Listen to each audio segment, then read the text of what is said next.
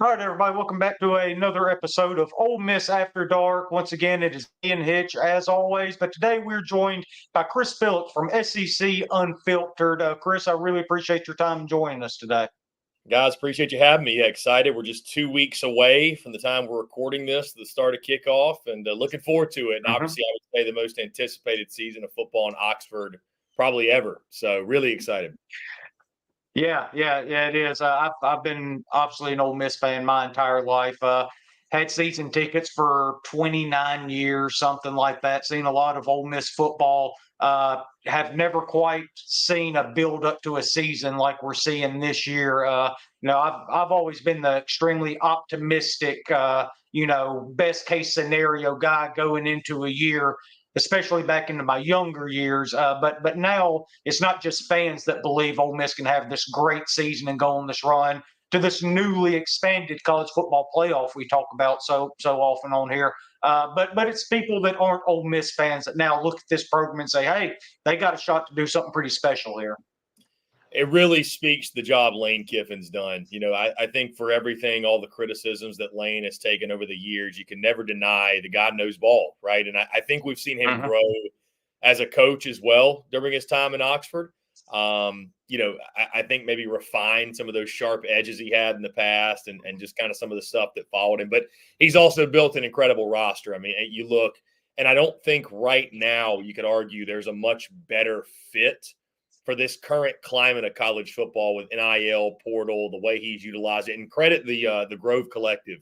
I mean, they've backed him at every turn, but I mean, Lane's embraced it, right? I mean, we've heard him at SEC Media Days give his honest takes on it. Maybe he's not a huge fan of it, but he uses it better than anybody, right? He understands it. He uses it. He's a player's coach. And I mean, listen, there's real reason for optimism from the standpoint of not just making the college football playoff, but who knows? I mean, Ole Miss has got the type of team that they get hot at the right time and go on a run. I think at least being in that national championship game is feasible, right? I mean, you look at the roster you bring back from last year, won 11 games, won that Peach Bowl over Penn State, obviously. And I mean, it's led by Jackson Dart, who's titled this The Last Dance. And it was already a really, really good team coming back. And then you added the plethora of guys in the portal. So, I've been telling everybody all offseason, all preseason, I am buying the Ole Miss hype. I'm drinking the Kool-Aid a little bit. And I mean, I think there's good reason, man. I mean, you just go up and down this roster. It's really, really hard to find holes or find weaknesses. Now, you got to go out there on the field week in, week out and prove it and do it. But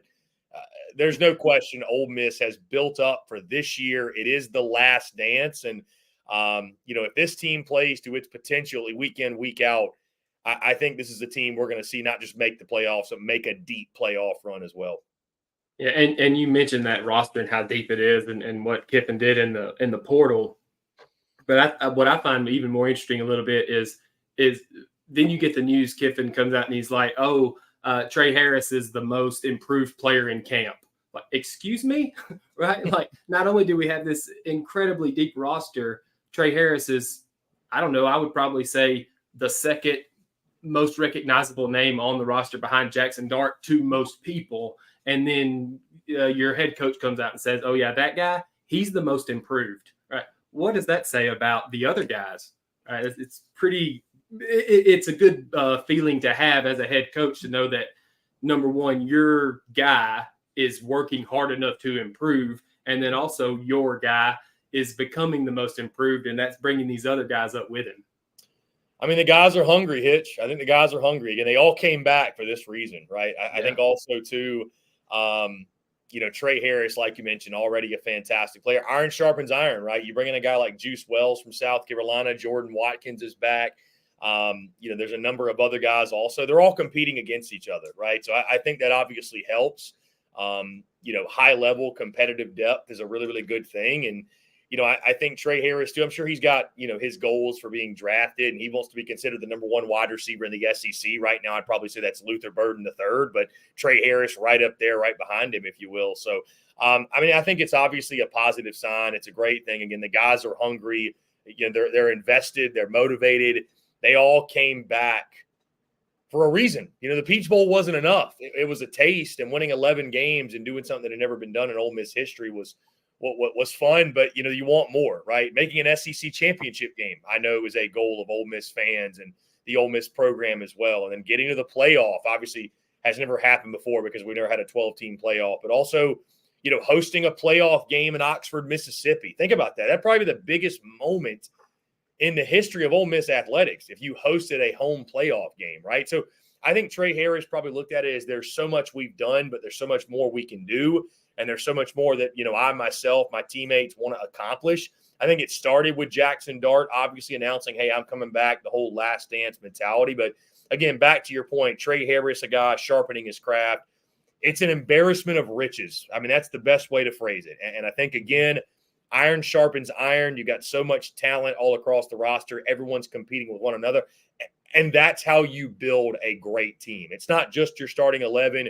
When you're adding in the type of depth that Ole Miss has brought in and you're bringing back the core nucleus from last year, again, that's a great place to be in. Yeah, and as a current resident of Oxford, that home playoff game both brings a lot of joy, and man, it would be awesome, and also a lot of, I don't know if I want that in this small little place, right? I think you prefer to host the playoff game than go on the road. Oh, I just mean in the city of Oxford and how small it is, right? Well, that would be a party on the Grove, unlike any right. Other.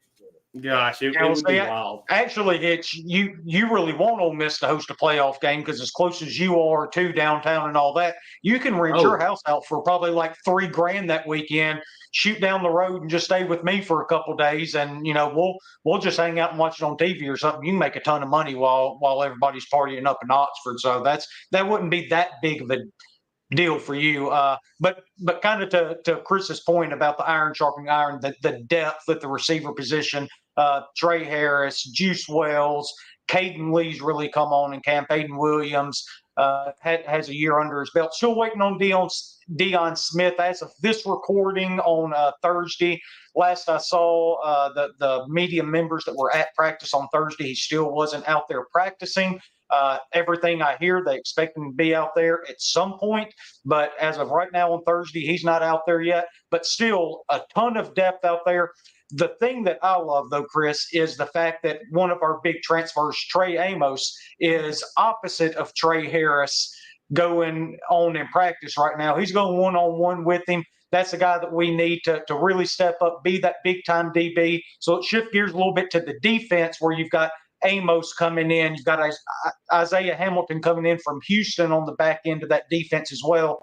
And then the big guys, Princely, Uma Mielen, Walter Nolan, guys like that. Yeah, you like that hitch? I finally got it that time, right? I've been practicing all week in my car back and forth to work, trying to make sure that I get that last name right. And I think I just nailed it. Yeah, you involved. Yeah, that's right. So, but just kind of talk about the defense now, because I think that's where the biggest difference for Ole Miss is, right? We've always scored a ton of points, but look at the LSU game last year, right? Great offense for LSU, but we couldn't stop them except for the very end of the game. And we were only 6 inches away from losing that game at that point. So I think that's where the big difference is for this Ole Miss club. Yeah, it is. I think that's where the biggest difference makers were picked up for sure. You start with Trey Amos, like you mentioned, the Alabama transfer. I mean, he was really good when he played for them last year and was going to be one of their starting corners. I mean, if that says anything about his talent level. So I think he's going to be an immediate impact guy. I thought that was a huge get. You mentioned the big guys, though. Also, I'll say before I get there, I thought probably the most underrated pickup and one of my favorites was Pooh Paul Jr., the linebacker coming over from Arkansas. I mean, I thought that was a massive, massive get at the linebacker spot and to accompany the other guys in that room. But you talk about the big guys in the interior. And, I mean, I think that's the biggest difference, right? I tell you this. If Ole Miss is in the national championship game, wins a national title, even when if they win a playoff game, I think we'll take a moment and we'll think back to that moment after the beatdown at Georgia and Lane Kiffin going in the post game and just bluntly and honestly saying, we got to get bigger, we got to get stronger, we got to get longer. And he wasn't insulting his team, but he was just making the point, like, listen, like Georgia's got a certain caliber of athlete in the trenches that we don't have. And they knew that. You know what the Great Collective did? They said, you know what, we're going to go get you that guy. We're going to get you those guys. So, like you said, you go out and snag a Walter Nolan. You go out and snag a Princely Mielen. You go out and snag these guys. I think that's going to be the biggest difference maker for Ole Miss. Jared Ivey, Pegues, they're all back on the defensive front. That was huge when they announced their return as well. But getting those dudes in the trenches, because after last season, going out and getting the talent you did, the offensive talent was great, but the defensive talent, it wasn't about, it was about getting to a level where you can compete with Georgia. I think that loss inspired a lot. It made and the losses to Georgia and Alabama last year, but it made Ole Miss look themselves in the mirror and say, you know what, we got to get better in these areas. And I think the defensive front, getting bigger, getting more physical, getting those type of athletes. Sure, again, the Pooh Juniors are great. The Trey Amoses are great. The guys in the back end, the Brandon Turnages from Tennessee, the guys in the back end of the defense are great. But I think getting a guy like Nolan, getting a guy like Princely, I think those are massive gets, literally and figuratively, for Ole Miss. And I think if and when we're talking about the Rebels in the college football playoff, I think it's those acquisitions we're going to look at and we're going to credit the most. Yeah, it starts there on defense, right? Because it doesn't matter how good the Amos kid is in coverage, or the Turnage kid, or who Pooh Paul has. They can't cover a guy forever. And so if you're not getting any pressure up front, then those acquisitions almost don't even matter, because it's going to be a big play for the offense a lot of times, or a positive play for the offense a lot of times, if the quarterback can just stand there and do what he wants to do. Yeah, it all comes down to the trenches, man. Football is one. The SEC, it's a cliche, but it's a cliche for a reason, right? It's one of the line of scrimmage. It's one of the point of attack in the SEC. I mean, if you think about it, football is a game where if you can line up across the man in front of you and take him and move him where you want him to go, your chances of winning skyrocket exponentially. So, and teams like Georgia, Alabama over the years, Ohio State, they have more of those guys than most other teams, and that's why they win at the level they do, right? So, again, I think Ole Miss identified that after that Georgia game, especially. Lane Kiffin was very blunt and honest about it. And again, give the Grove Collective a ton of credit, because it's been a joint effort to go out and get those type of ball players that he needed. Guys, I talked about at the top of the show about Lane Kiffin being, he's labeled the portal king, right? He's utilized the portal better than anybody. I heard a stat that was just mind-blowing to me, but it really speaks to the way they have put emphasis on the portal, and he's gotten support. All 11 starters on this year's defense, potentially, it might be 10 of 11 if Centurine Perkins starts at linebacker, but virtually the entire defense are transfers. At some point in their careers, they transferred into Ole Miss. You think about how crazy that is. And it just kind of speaks to the new era of college ball. And there's nothing wrong with it, right? There's nothing wrong with, a couple of these guys are guys that have been in the program 2-3 years, but it's crazy to think that virtually the entire defense, they started somewhere else and then came to Ole Miss. And again, you give a lot of credit to Lane for that and building that thing up. Pete Golding, obviously, what they've done. So, again, it's those big acquisitions, like I mentioned, in the middle of the defense. It's a line of scrimmage league. It's a line of scrimmage game. Yes, it's a cliche, but it's a cliche for a reason, because it's true. And when we see Ole Miss take on Georgia, and if we're watching that game late in the season, and that's a fourth quarter game, Ole Miss has got just as good. They got probably a little bit better, but they've still got weapons just like they had last year. The biggest difference is going to be the trenches.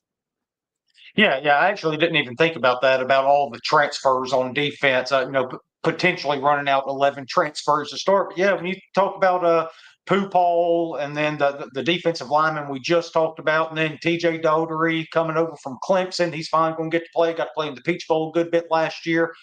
Amos, Isaiah Hamilton. Yeah, that's a really good point there. When we looked at it, the SEC, maybe Phil Steele's SEC, all SEC teams came out a few weeks ago when we were looking at it on the show. I think maybe you even pointed it out that every single Rebel on there was a transfer in on each team and on both sides of the ball. Like all of them were. So, that just goes to hammer the point home even more of like he's not just using the portal like everybody else, right? He's pulling winners out every time. And so, and even Pete Goldie's got it with the shark logo or the emoji. Yeah. Kiffin and this staff has done a really good job of not just going into this transfer portal to to bridge a gap somewhere, to get a stopgap. They've done a really good job of getting players that will be here for multiple years, not a 1-year rental type guy. Pegues, Ivy, Dart, Harris, all of those guys have been here for multiple years already. Dotery's in his second year now as well. So that's one thing they have done a really, really good job at. But before we move on and look at the SEC as a whole here, Chris, give me your thought, your prediction for Ole Miss, how this season goes. Do you think they end up making the playoffs, getting a bye, hosting a game, going on the road in the first round, or just making a regular bowl that, quite frankly, nobody cares about anymore? So I do think Ole Miss, these have been documented. I've dropped these. I do think Ole Miss is going to be a double-digit win team. I've got them at 10-2 with losses to Georgia and the LSU game. And that's when I wrestled with and I went back and forth with. And I very well could see Ole Miss winning the football game. You guys know how difficult LSU is at night. Ole Miss hasn't won there since 2008. I know those stats don't really mean anything for this year, but then again, they kind of do. It's just a tough place to play. Death Valley at night is unlike anything else in college football. So I do think I'll tell you guys this. I do think Ole Miss is a college football playoff team. So I've got Georgia, Texas in my SEC title. I do think Ole Miss is a playoff team. I will say this, though.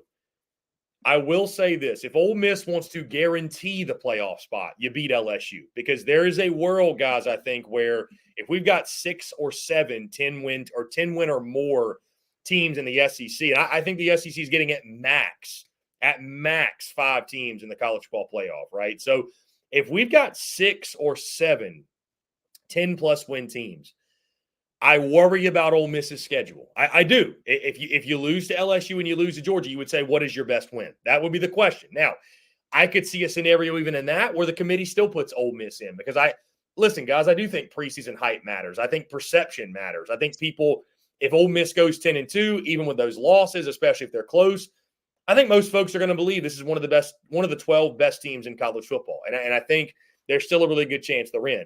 I would just caution, if you want to guarantee it, just take care of your business. And I think Ole Miss is very capable of doing that. I think they're capable of going 11-1.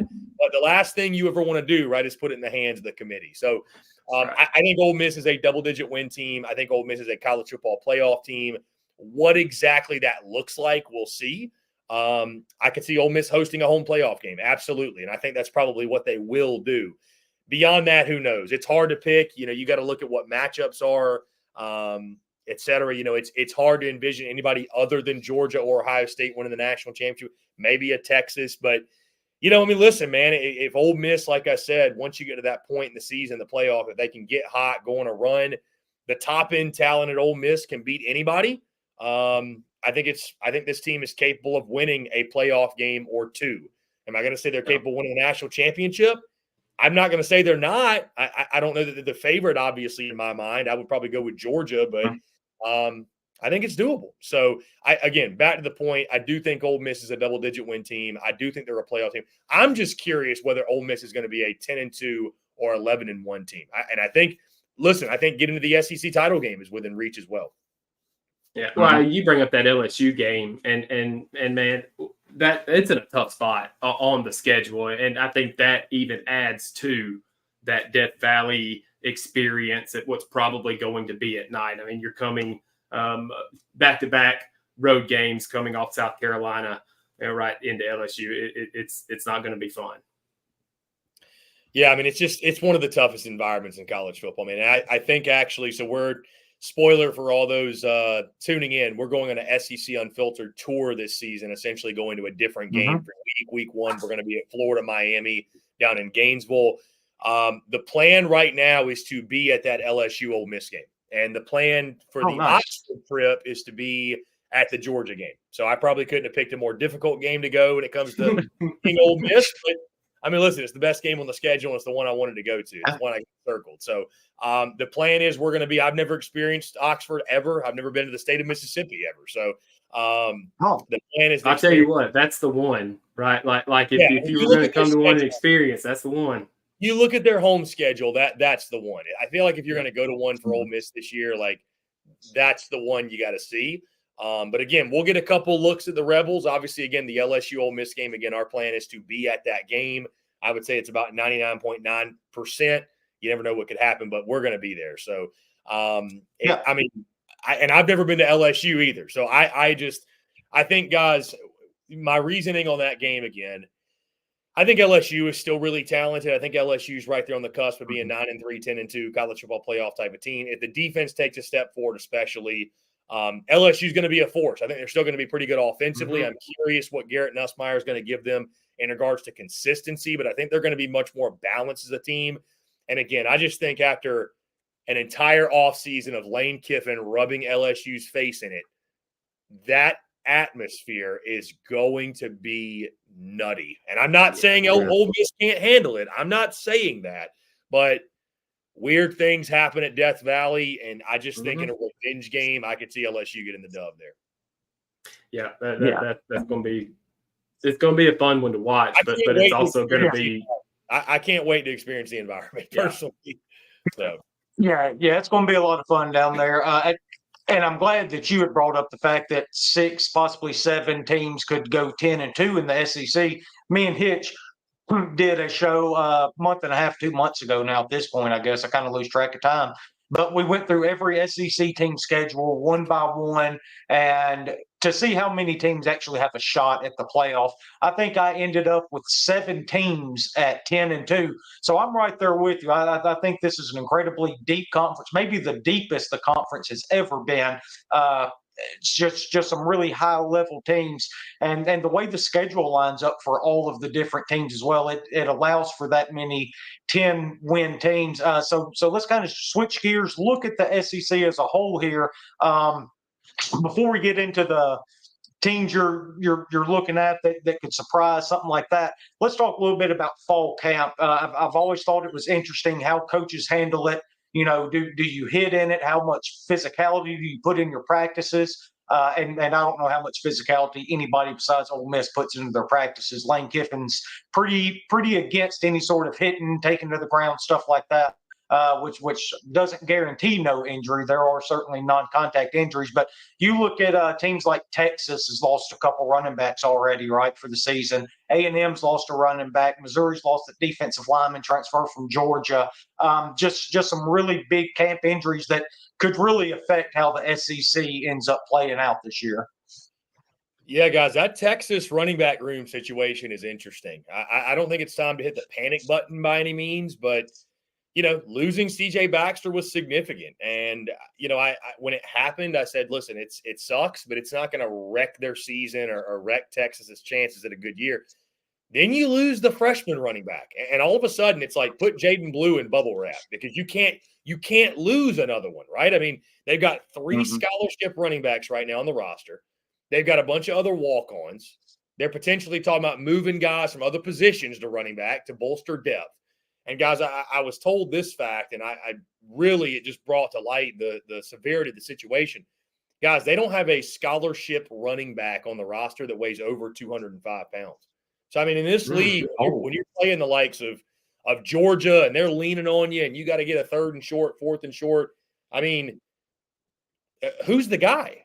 Who's the guy you lean on to punch it in and get you that yard and get you those tough yards? So, I like Jaden Blue's game a lot. I think he's probably the bell cow back for them anyways, even if Baxter was healthy. But still, that is significant when they start dropping. And, I mean, here's the thing, guys. If you go into the season with 3 running backs, the likelihood a running back doesn't get banged up is very low. I mean, it's it's football. It's contact. It's going to happen. So I'm curious how they navigate that. I think for Texas A&M, guys, it sucks to lose Reuben Owens. It does. But it's not nearly as dire, I think, as the Texas situation. Le'Veon Moss is a fantastic player for them. They've got other dudes in that running back room that are ready to step up. So I think it's a much more serious situation with Texas than it is Texas A&M. Now, I know off air you mentioned the Missouri kid, the defensive lineman that went down from an injury. That could be significant for a Missouri defense is looking for answers early in the season. Corey Batoon, obviously, his first season there in Como. So, you hate to see these fall camp injuries pop up, but guys, it's inevitable. Like everybody's experience them at some point. And as a fan, you just have to keep your fingers crossed and hope and pray that it's not, one of your big impact guys that you're really leaning on or, hinging the success of the season on. So, You hope we can get through fall camp the next 2 weeks with no more of these big time injuries, but you just never know. Yeah, and it's funny that you said we hope we can get through these next 2 weeks, because it feels like as fans were trying to rush to the season and get it here, and we can't wait for it. I'm sure the players and the coaches at the same time are just being like, hurry up and get here so that we can avoid all these fall camp injuries. I mean, it's got to be wow. And I'm always kind of fascinated with the psychology of the injuries with the players themselves.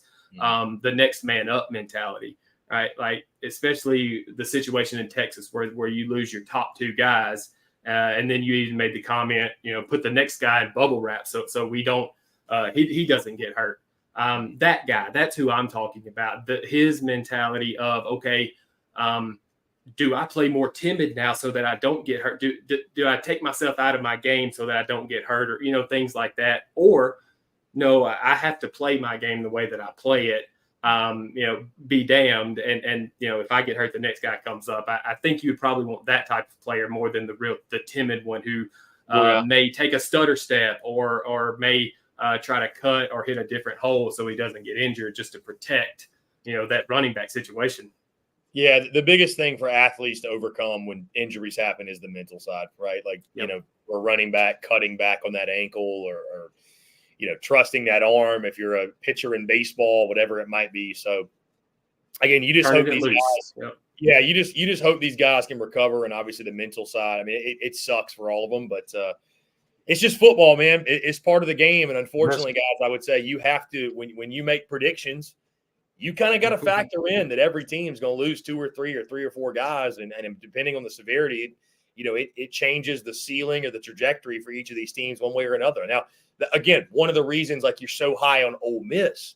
Why are we so high on Ole Miss? They have the depth to withstand if somebody went down, and knock on wood, obviously, but they have the depth to withstand it. Georgia has the depth. Texas has the depth, et cetera, et cetera. So, it's why building depth in college football is so important. And again, I think we're seeing that through fall camp.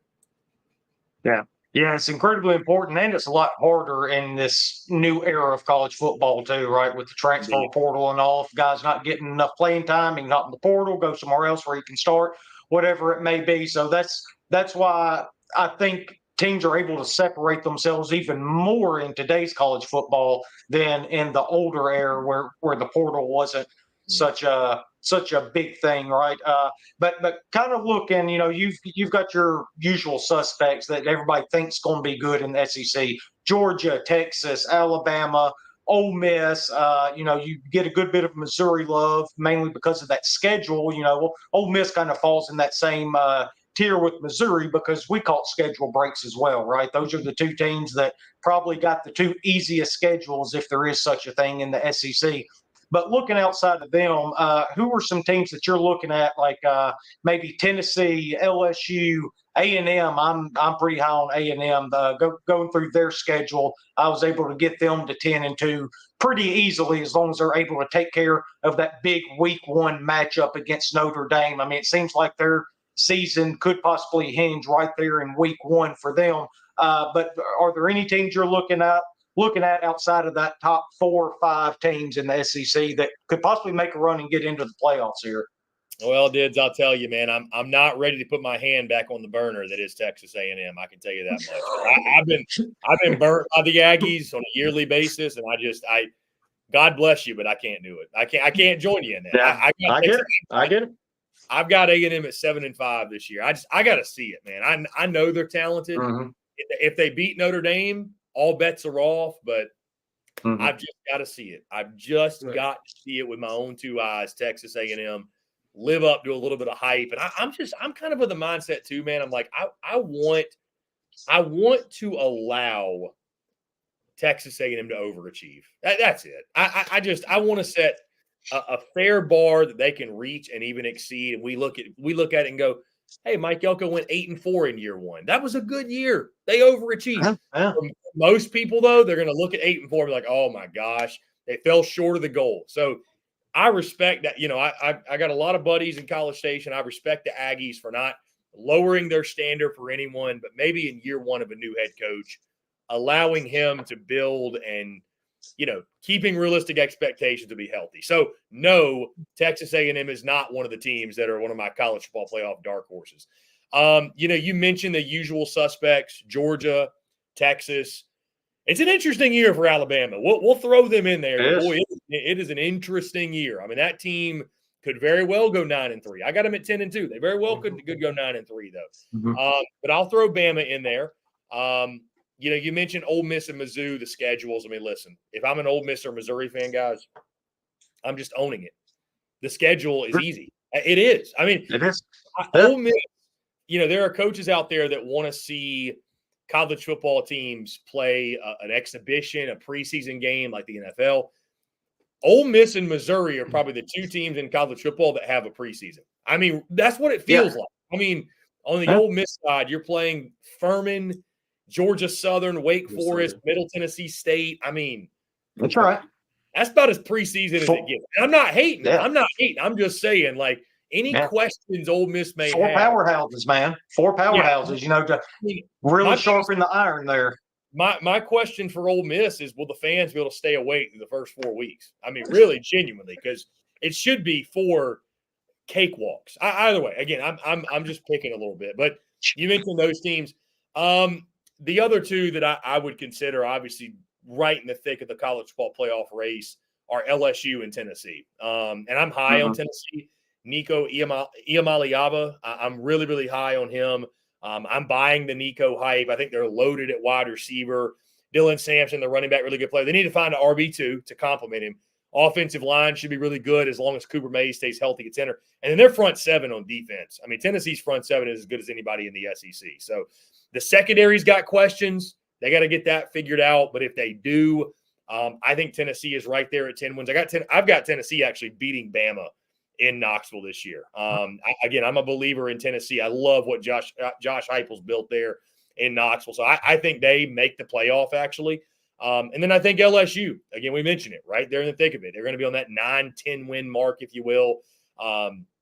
So I think LSU, especially if the defense can take a step forward, it can't be as bad as it was last year. The question is just how much better will it be? Is it slightly better? Is it a lot better? The offense we know is going to take a step back because it has to. I mean, you lose a Heisman Trophy winner and 2 first-round wide receivers, but I love Kyron Lacey on the outside. C.J. Daniels, the Liberty transfer, is I think he's a star in the making. And then Garrett Nussmeier, just let's see some consistency. Caleb Jackson also at running back. They're really high on, and I am as well. I think he's going to be a really good player.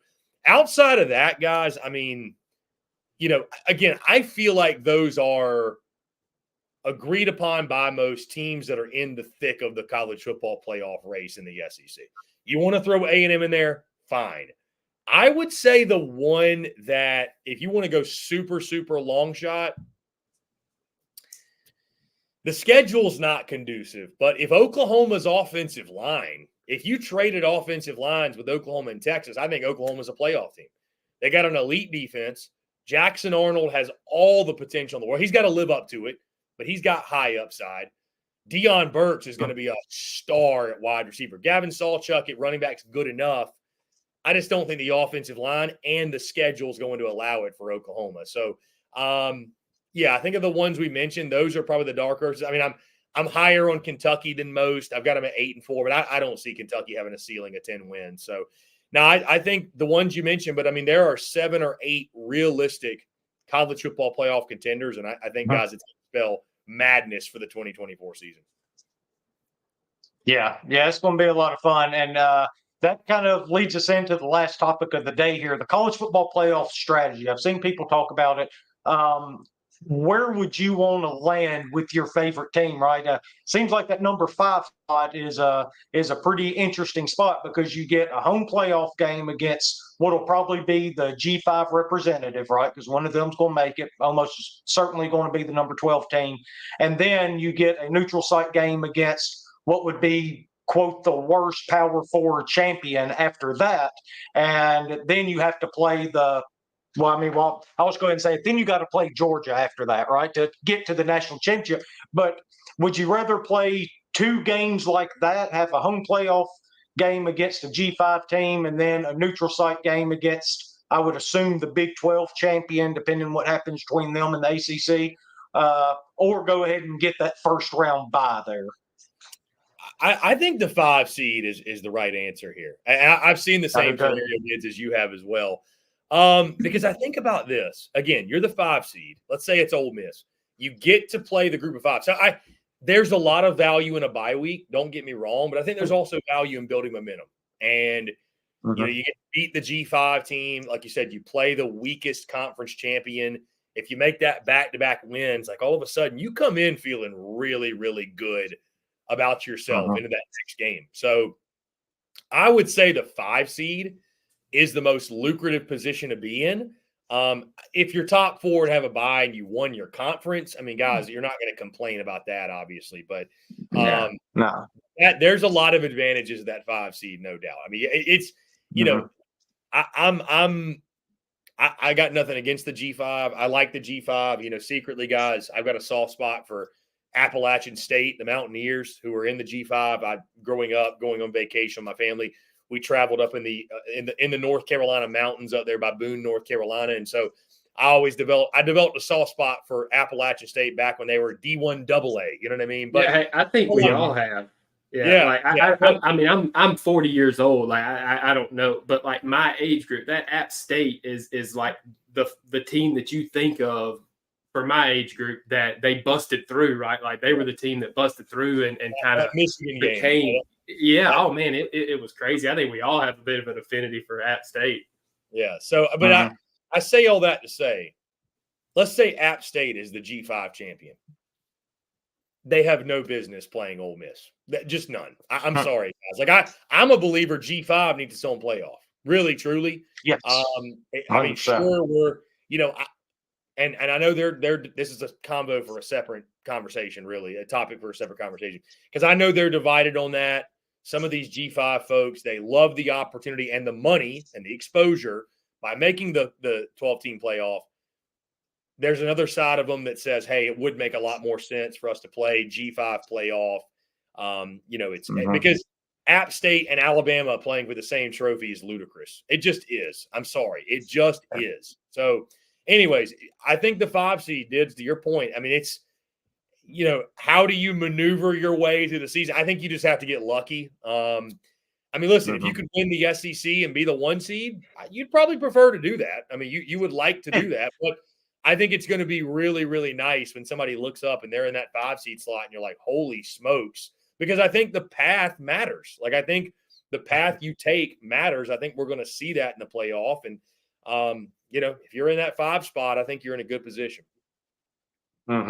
Yeah. I think it was Andy Staples that came out with his mock college football playoff. He had Ole Miss at the 5, hosting App State in Oxford in round 1. And then in the second round, he had Ole Miss playing Central Florida coming out of the Big 12. And then, after that, then you get to face Georgia or whoever comes out of the Georgia versus one of the at-large teams. Just kind of looking at that made me think. I was like, yeah, that's not a bad path. Get App State and Central Florida if you're able to, 1 at home, 1 neutral. And to your point about momentum and all, also that kind of takes away some of the sitting around for so long, right? Like you can sit around, get a little bit of rust, get that extra game in. Maybe that'll help you. Just God, as long as you could avoid an injury, that is the big red flag to playing the extra game, as anything can happen injury wise.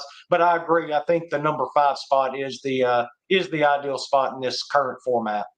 Yeah, if App State and Central Florida is the path, right? That's like showing up on a Saturday morning as an old man softball player and looking, going, "Oh, we got the good bracket," right? Like, yeah, that's what that is.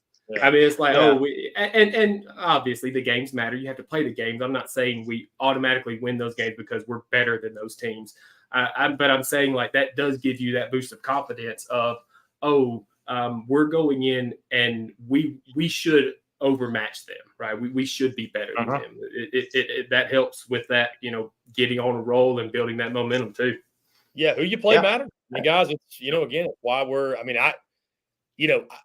and I don't know how many Mizzou folks would be tuning to this show right now, but I'd venture to say if Missouri had a more difficult schedule, like how much does who you play matter? If they had a more difficult schedule, I don't know that Mizzou's looked at as a favorite to get to the playoff. Because I think most that I've seen, they do expect Mizzou to take kind of a step back, but is it really going to be felt? Because the schedule is so workable that they should be able to navigate it to 10 wins. And again, I think Mizzou is going to be really good, but I'm just saying, especially guys, I'm sure you've sat down, I go through my helmet schedule and do the game by game predictions, and you're like, man, schedule really does matter. Really, So, it does. Who you play, when you play them, where you play them, it's a big deal. And so, when we look at the playoff, man, when that bracket comes out, we're able to look at it.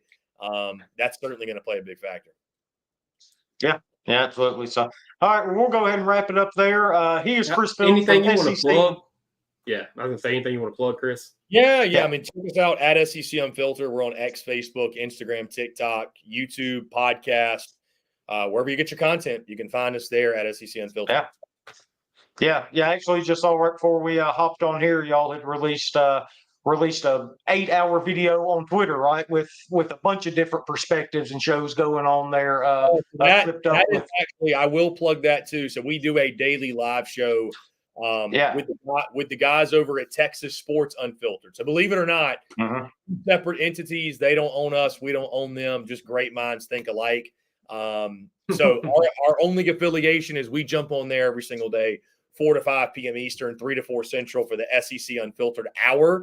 But yeah, I would definitely highly suggest checking out Texas Sports Unfiltered, the Texas Longhorns entity. But like I said, we bring some SEC flavor to it.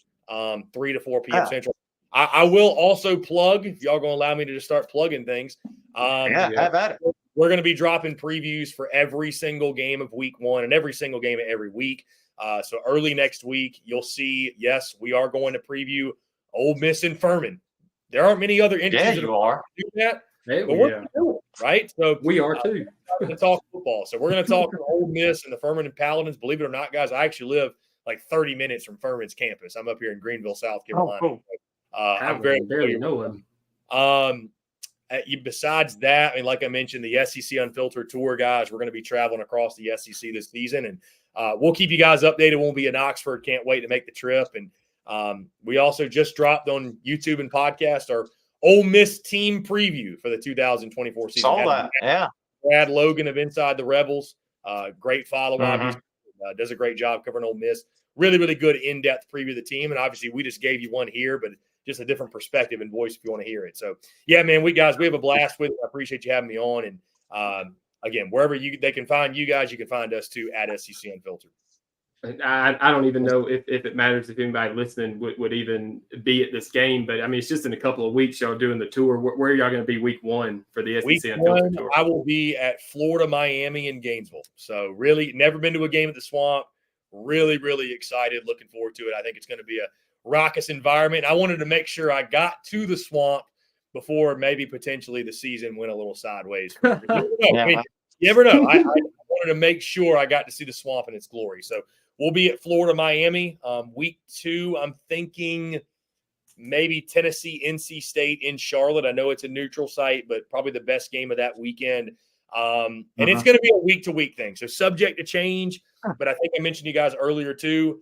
LSU Ole Miss is another one I feel really confident we'll be at. So we'll get to see the Rebels at that game as well. And yeah, it's just the whole point of it, man, is going to be try to see as many different venues as possible in the SEC, interact with as many different fan bases as we can. And like I said, Oxford's going to be on that list. So can't wait to stop by and hopefully run into you guys. What a fun idea. Yeah. I mean, I'm actually really glad Hitch asked you about that week 1 visit for Miami and Florida. That way somebody else gets to experience what I experienced, repeating myself over and over again throughout the show, because Hitch, he's already mentioned that, okay? Pay attention, listen, write it down, whatever you got to do. There's no sense in repeating things, okay?